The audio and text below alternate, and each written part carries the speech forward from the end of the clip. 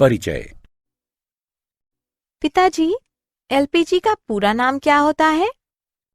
यह द्रवीकृत petroleum gas होती है। तुम क्या कर रही हो?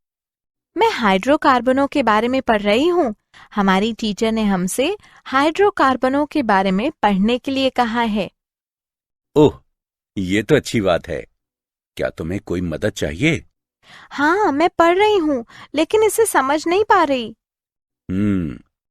हम घरेलू उपयोग के लिए केरोसिन तेल का उपयोग करते हैं। पेट्रोल, डीजल और सीएनजी का उपयोग वाहनों में किया जाता है। इन सभी ईंधनों में हाइड्रोकार्बन होते हैं। यह रोचक है ना? बहुत ही रोचक है। कृपया मुझे हाइड्रोकार्बनों के बारे में और बताएं। तो ठीक है, आओ शुरू करें। उद्देश्य। इस पाठ के अंत में आप निम्न करने में सक्षम हो जाएंगे। हाइड्रोकार्बनों को परिभाषित करना, हाइड्रोकार्बनों का वर्गीकरण समझना, एल्केनों की व्याख्या करना, नामकरण की IUPAC पद्धति के अनुसार एल्केनों का नामकरण करना, एल्केनों के समावयवों की पहचान करना तथा उनकी संरचनाएं लिखना, एल्केनों की विरजन की विधियां सीखना, एल्केनों के भौतिक व रासायनिक गुणधर्म लिखना और एथेन के संरूपणों का वर्णन करना।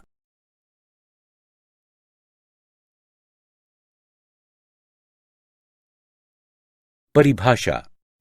पूरी तरह से कार्बन तथा हाइड्रोजन से बने हाइड्रोकार्बन कार्बनिक यौगिकों का सबसे महत्वपूर्ण समूह है।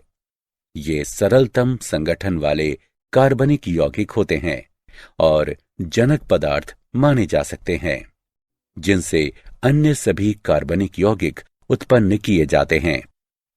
सुविधा के लिए हाइड्रोकार्बनों को दो मुख्य समूहों में बांटा जाता है: विवृत श्रृंखला तथा संवृत्त श्रृंखला। विवृत श्रृंखला वाले यौगिकों में एक से अधिक कार्बन परमाणु होते हैं। कार्बन परमाणु परस्पर जुड़कर एक विवृत श्रृंखला बनाते हैं। इस श्रृंखला में एक या अधिक पार्श्व शाखाएं हो सकती हैं। संवृत्त यौगिकों में कार्बन परमाणु एक या अधिक संवृत्त वलय बनाते हैं। संतृप्त तथा असंतृप्त यौगिकों में इन दोनों मुख्य समूहों के रासायनिक व्यवहार के अनुसार इन्हें आगे उपविभाजित किया जाता है।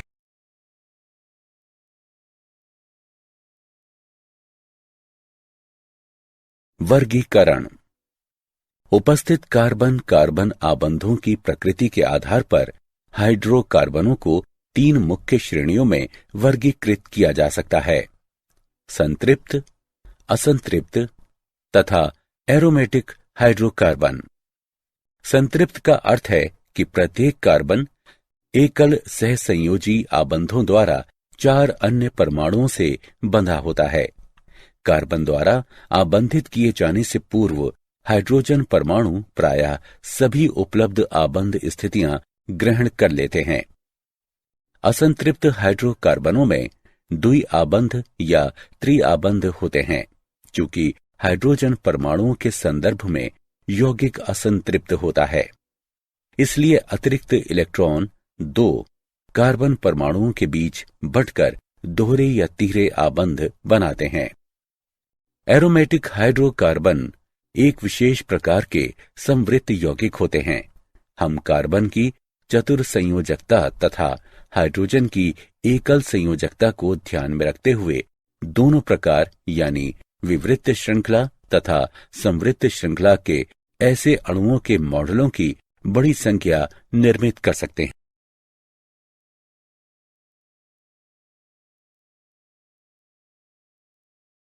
एल्केन ऐसे हाइड्रोकार्बन जिनमें केवल एकल आबंध होते हैं एल्केन कहलाते हैं।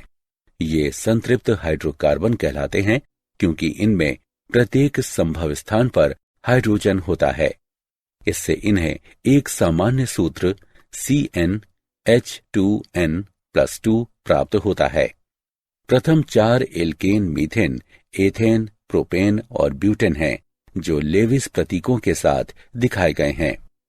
एल्किक समूह। एल्किक मूलतः एक एल्केन होता है जिससे इसके हाइड्रोजन परमाणुओं में से एक नहीं होता। उदाहरण के लिए, यदि मीथेन से एक हाइड्रोजन परमाणु हटा दिया जाए तो हमें मेथिल प्राप्त होता है। इसी प्रकार यदि एथेन से एक हाइड्रोजन हटा दिया जाए तो हमें एथिल प्राप्त होगा।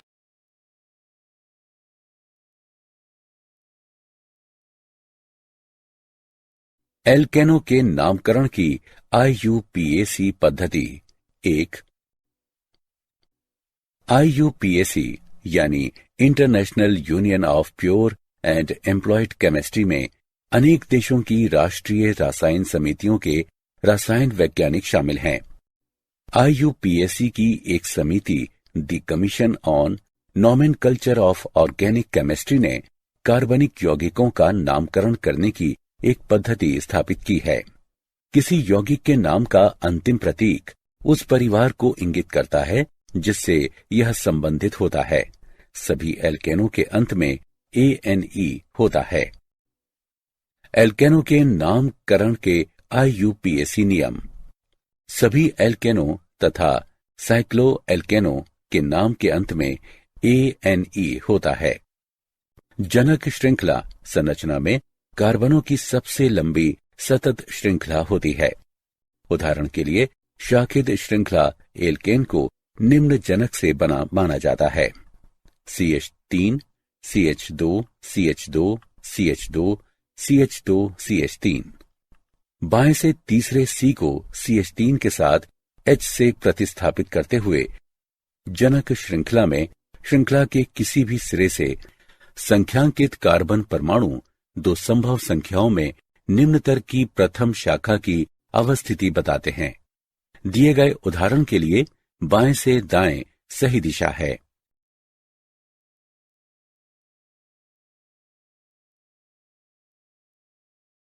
एल्केनों के नामकरण की IUPAC पद्धति।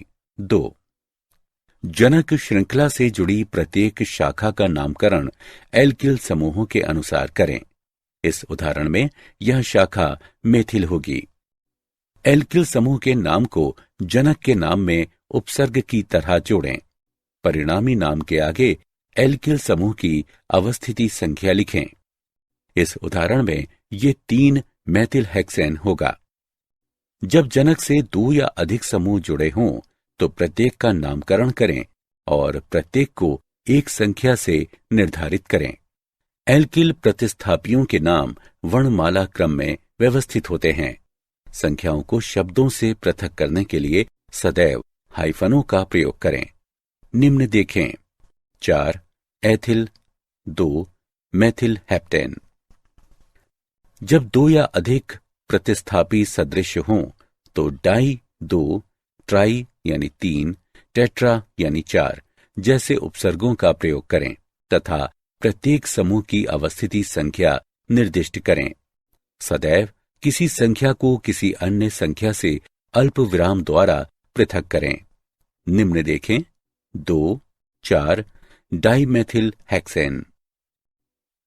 जब सदृश समूह एक ही कार्बन पर हों तो नाम में कार्बन की संख्या दोहराएं। निम्न देखें: 2, 2 डाइमेथिल पेंटेन। कई बार आपको कोनों पर जाने तथा सबसे लंबी जनक श्रृंखला प्राप्त करने के लिए जिगजैग करने की आवश्यकता हो सकती है।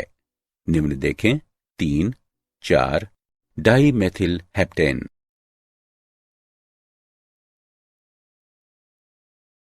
एल्केनों का विरचन। 1. विकारबॉक्सिलीकरण। विकारबॉक्सिलीकरण में COOH GP वाले अणुओं से CO2 को हटाया जाता है। सोडियम पोटेशियम के संतृप्त मोनोकार्बोक्सिलिक एसिड लवण को सोडा लाइम के साथ शुष्क आसवन करने पर एल्केन प्राप्त होता है। वुर्श अभिक्रिया। ईथर में एल्किल हैलाइड का विलयन सोडियम के साथ गर्म करने पर एल्केन देता है। एल्किल हैलाइडों के अपचयन द्वारा। एल्किल हैलाइडों को जिंक तथा तनु हाइड्रोक्लोरिक अम्ल द्वारा अपचयन करने पर एल्केन प्राप्त होते हैं।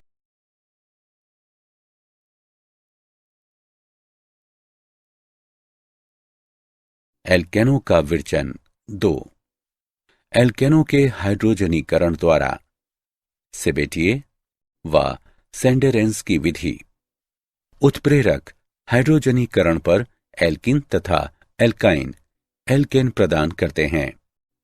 कोलबेक की विद्युत अपघटनीय विधि। संतृप्त मोनोकार्बोक्सिलिक अम्लों के सोडियम या पोटेशियम लवणों के सांद्र जलीय विलयन का विद्युत अपघटन करने पर एल्केन प्राप्त होते हैं। किसी अम्ल लवण का विद्युत अपघटन सममितीय एल्केन देता है।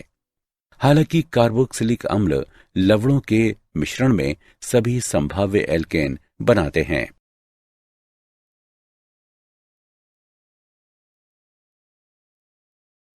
एल्केन के भौतिक गुणधर्म। स्थिति। सभी रंगहीन होते हैं तथा कोई विशेष गंध नहीं होती। निम्नतर एल्केन C1 से C4 गैसें हैं। मध्यवर्ती C3 से C17 द्रव है तथा इनसे उच्चतर ठोस होते हैं। अणुभार में बढ़ोतरी होने के साथ एल्केनों का क्वथनांक भी बढ़ जाता है, क्योंकि अणुभार में बढ़ोतरी होने के साथ इनमें वान डर वाल्स बलों में बढ़ोतरी हो जाती है, अर्थात क्वथनांक क्रम पेंटेन, हेक्सेन, हेप्टेन्स। एल्केनों का विशाखन करने से पृष्ठ क्षेत्रफल में कमी भी होती है, क्योंकि आकृति गोलीय होती जाती है, जिसके परिणाम स्वरूप वान डर वाल्स बलों में कमी आती है। इसलिए समावयवी एल्केनों का क्रम पेंटेन, आइसोपेंटेन और नियोपेंटेन होता है। एल्केनों का गलनांक नियमित प्रवृत्ति नहीं दर्शाता। कार्बन परमाणुओं की समसंख्या वाले एल्केनों का गलनांक उनके निकटस्थ कार्बन परमाणुओं की विषम संख्या वाले एल्केनों से उच्चतर होता है। गलनांक का क्रम प्रोपेन, एथेन, मीथेन। गलनांक की असामान्य प्रवृत्ति संभवतः इस कारण से पाई जाती है क्योंकि विषम कार्बन परमाणुओं वाले एल्केनों में अणु के एक ही ओर अंतिम कार्बन परमाणु होता है, जबकि सम कार्बन परमाणु वाले एल्केन में अंतिम कार्बन परमाणु विपरीत ओर होता है। अतः सम कार्बन परमाणुओं वाले एल्केन क्रिस्टल जालक में अधिक पास पास आबद्ध होते हैं और उनके बीच अंतराणुक आकर्षण अधिक होते हैं। घनत्व। एल्केनों का घनत्व अणुभार में बढ़ोतरी के साथ बढ़ता है और 0.76 ग्राम प्रति मिलीलीटर पर स्थिरांक हो जाता है। अतः सभी एल्केन जल से हल्के होते हैं। विलयता। एल्केन अध्रुवीय होने के कारण जल में अविलय लेकिन अध्रुवीय विलायकों में विलय होते हैं। उदाहरण C6H6, CCl4 ईथर इत्यादि। एल्केनों की विलयता अणुभार में बढ़ोतरी के साथ कम होती जाती है। द्रव एल्केन अच्छे अध्रुवीय विलायक होते हैं।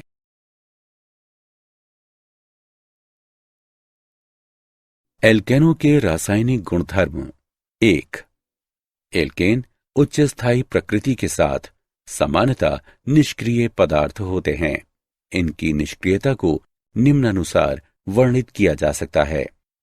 एल्केनों में सभी CC व CH आबंध मजबूत सिग्मा आबंध होते हैं और ये सामान्य दशाओं में अम्लों, क्षारकों, ऑक्सीकारकों से प्रभावित नहीं होते हैं।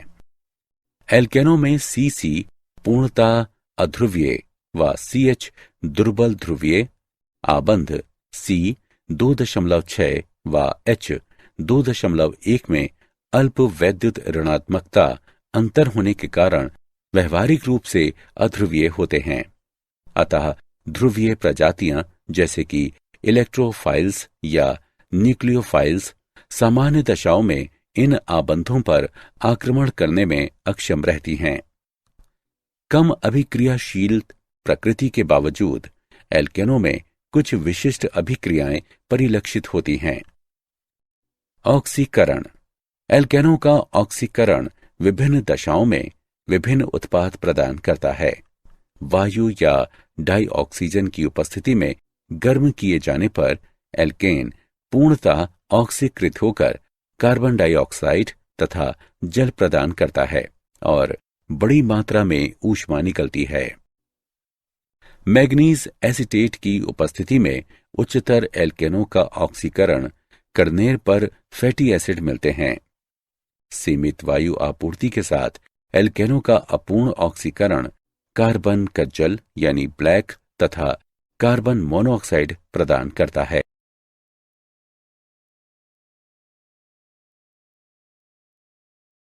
एल्केनों के रासायनिक गुणधर्म 2। प्रतिस्थापन अभिक्रियाएं। एल्केनों में प्रतिस्थापन मुक्त रेडिकल प्रणाली प्रदर्शित करता है। प्रणाली के लिए मुक्त रेडिकल प्रतिस्थापन देखें। एल्केनों में निम्न प्रतिस्थापन अभिक्रियाएं देखी जाती हैं। हैलोजनीकरण। एल्केन के H परमाणु का हैलोजन परमाणु द्वारा प्रतिस्थापन हैलोजनीकरण कहलाता है। एल्केनों का हैलोजनीकरण निम्न के संपर्क में होता है। हैलोजन जमा एल्केन का मिश्रण पराबैंगनी प्रकाश के या उच्च तापक्रम के संपर्क में लाने पर हैलोजनीकरण की सीमा प्रयुक्त हैलोजन की मात्रा पर निर्भर करती है। समावयवीकरण। एक समावयव को अन्य में परिवर्तित करने की प्रक्रिया समावयवीकरण कहलाती है। सीधी श्रृंखला वाले एल्केनों को AlCl3 जमा HCl के साथ लगभग 200 डिग्री सेंटीग्रेड और 35 वायुमंडलीय दाब पर गर्म किए जाने पर शाखित श्रृंखला एल्केनों में परिवर्तित हो जाते हैं।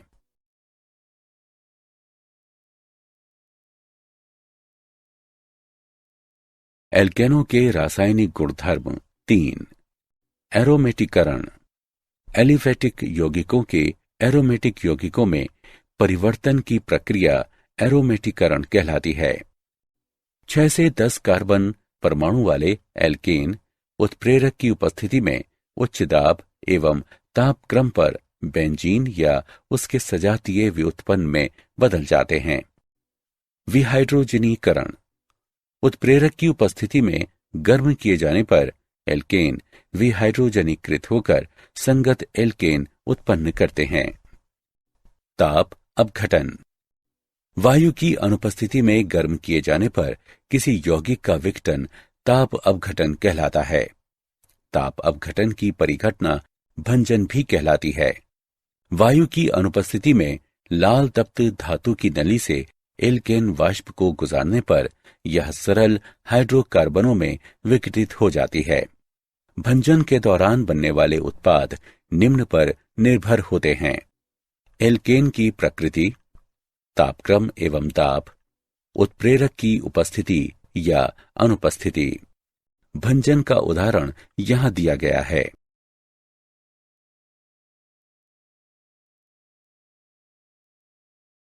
संरूपण। सिग्मा आबंधों के घूर्णन के कारण कोई अणु विभिन्न स्थानिक व्यवस्थाएं प्राप्त कर सकता है, वह संरूपण कहलाता है और इसलिए संरूपणीय समावयवी या संरूपक कहलाते हैं। इसलिए संरूपणीय समावयवी या संरूपक कहलाते हैं। इन घूर्णनों के दौरान परिवर्तित होने वाली ऊर्जा का अध्ययन संरूपणीय विश्लेषण कहलाता है। यह काफी महत्वपूर्ण है क्योंकि अणु की संरचना का आणविक गुणधर्मों पर विशेष प्रभाव पड़ता है, जिसमें किसी अभिक्रिया के परिणामों को प्रभावित करना भी शामिल है। यद्यपि ये विचार सरलतम प्रकार्यात्मक समूहों एल्केनों के लिए विकसित किए गए, लेकिन यही सिद्धांत विस्तृत करके अन्य प्रकार्यात्मक समूहों पर भी लागू किए जा सकते हैं। एल्केनों के लिए विभिन्न संरूपणों को डैश वेज नोटेशन द्वारा संरचनात्मक पर्सपेक्टिव चित्र में प्रदर्शित किया जा सकता है। न्यूमैन प्रक्षेप एक वैकल्पिक चित्रण है जिसमें 2 कार्बन परमाणुओं के समूहों की सापेक्षिक अभिमुखता दर्शाते हुए कार्बन कार्बन आबंध अक्ष देखते हुए अणु को सामने से देखा जाता है।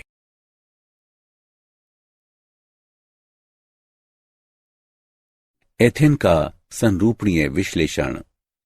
संरूपणीय विश्लेषण को कंकालीय संरचनाओं से पृथक तरीके से अणुओं के निरूपण द्वारा विशेष सहायता प्रदान की जाती है।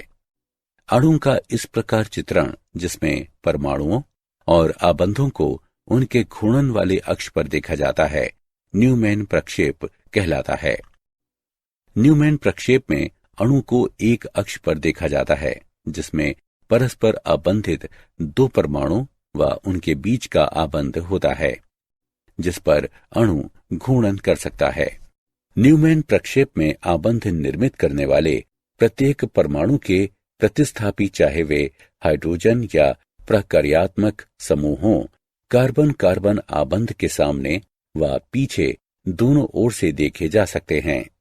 विशेष रूप से न्यूमैन प्रक्षेप में सामने के परमाणु पर प्रतिस्थापी तथा पीछे के परमाणु पर प्रतिस्थापी के बीच का कोण देखा जा सकता है, जो द्वितल कोण या मरोड़ी कोण कहलाता है। विशेष रूप से एथेन में दो संभव चरम समरूपणों की कल्पना कर सकते हैं। एक उदाहरण में द्वितल कोण 0 डिग्री है और प्रथम कार्बन पर हाइड्रोजन द्वितीय कार्बन पर हाइड्रोजन से संरेखित या ग्रस्त है। जब द्वितल कोण 0 डिग्री होता है और हाइड्रोजन आदर्श रूप में संरेखित होता है, तो एथेन का ग्रस्त संरूपण होता है। दूसरी चरम स्थिति तब होती है जब प्रथम कार्बन पर हाइड्रोजन द्वितीय कार्बन के हाइड्रोजन से अधिकतम संभव दूरी पर होता है। इससे 60 डिग्री का द्वितल कोण बनता है और ये सांतरित संरूपण कहलाता है। एथेन का सांतरित संरूपण ग्रस्त संरूपण की तुलना में 12.1 kJ/मोल अधिक स्थायी होता है। इस तरह एक मेथिल समूह अन्य के सापेक्ष 360 डिग्री पर घूमता है। यौगिक 3 अस्थायी ग्रस्त रूपों द्वारा 3 स्थायी सांतरित संरूपणों से गुजरता है। ये अवरोध इतना छोटा होता है कि 25 डिग्री पर यौगिक का संरूपण प्रति सेकंड में लगभग 500 लाख बार परिवर्तित होता है।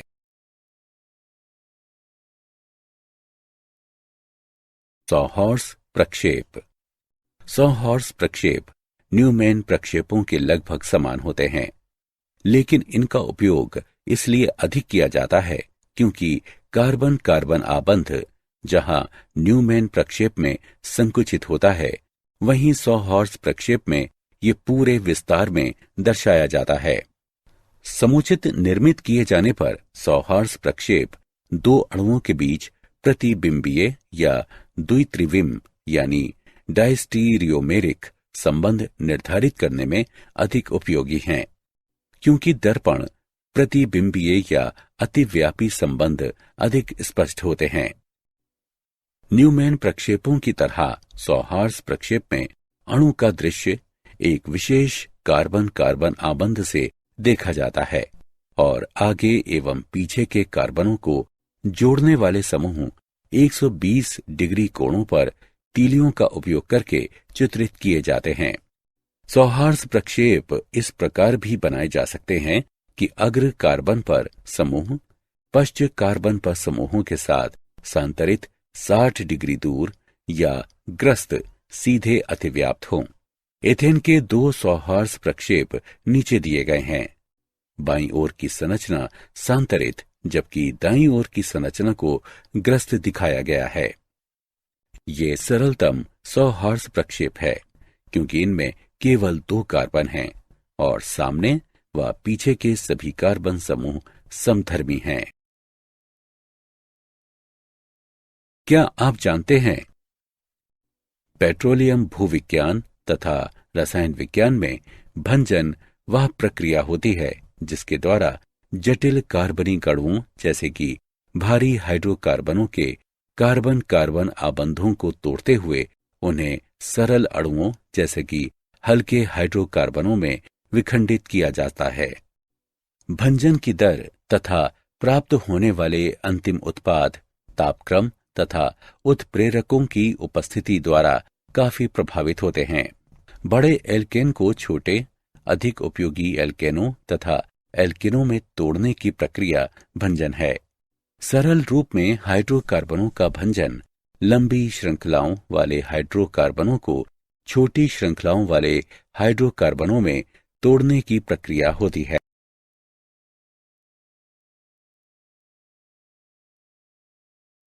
सारांश। आइए हमने जो कुछ सीखा है उसे संक्षेप में दोहराएं। हाइड्रोकार्बन ऐसे यौगिक हैं जिनमें केवल कार्बन और हाइड्रोजन होते हैं।